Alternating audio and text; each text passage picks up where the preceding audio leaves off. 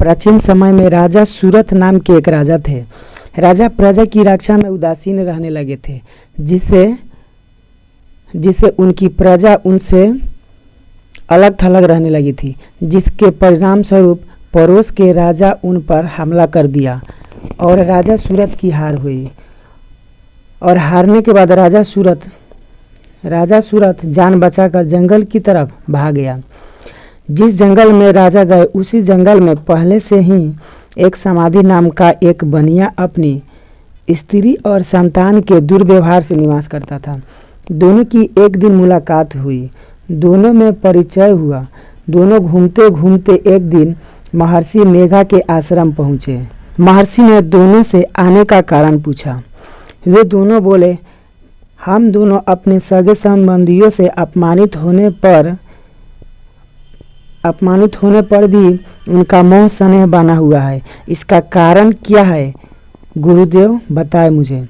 महर्षि ने उन्हें समझाया, मन शक्ति के अधीन होता है और आदि शक्ति के अविद्या और विद्या दो स्वरूप है। विद्या ज्ञान स्वरूप है और अविद्या अज्ञान स्वरूप है।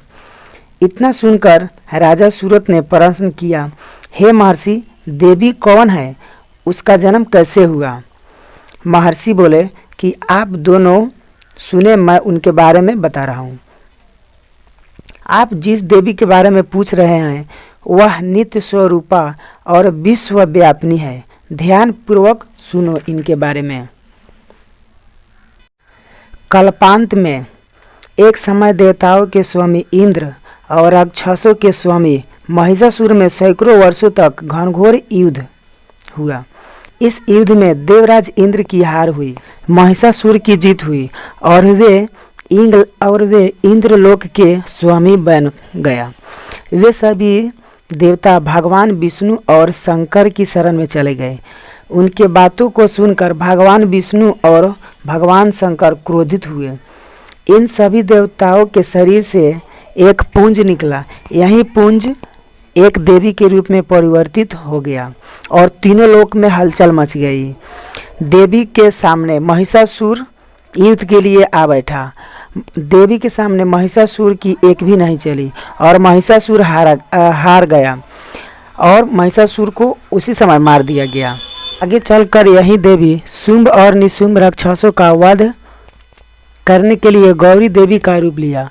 इन व्याख्या को सुनकर राजा और बनिया नदी पर जाकर देवी की तपस्या करने लगे। 3 वर्ष तक घोर तपस्या किया और तपस्या करने के फलस्वरूप देवी ने वहाँ प्रकट हुआ और उन्हें आशीर्वाद दिया।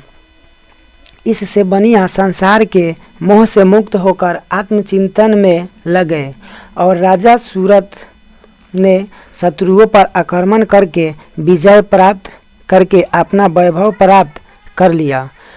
तो उसी समय से अभी तक माँ दुर्गे, माँ देवी के रूप में नवरात्रि किया जाता है, जो अभी भी जारी है। तो यह कहानी आपको कैसे लगी आप लोग ज़रूर कमेंट में बताइएगा और चैनल पर नए हैं तो सब्सक्राइब कर लीजिए और लाइक बटन भी दबा दें। जय माता।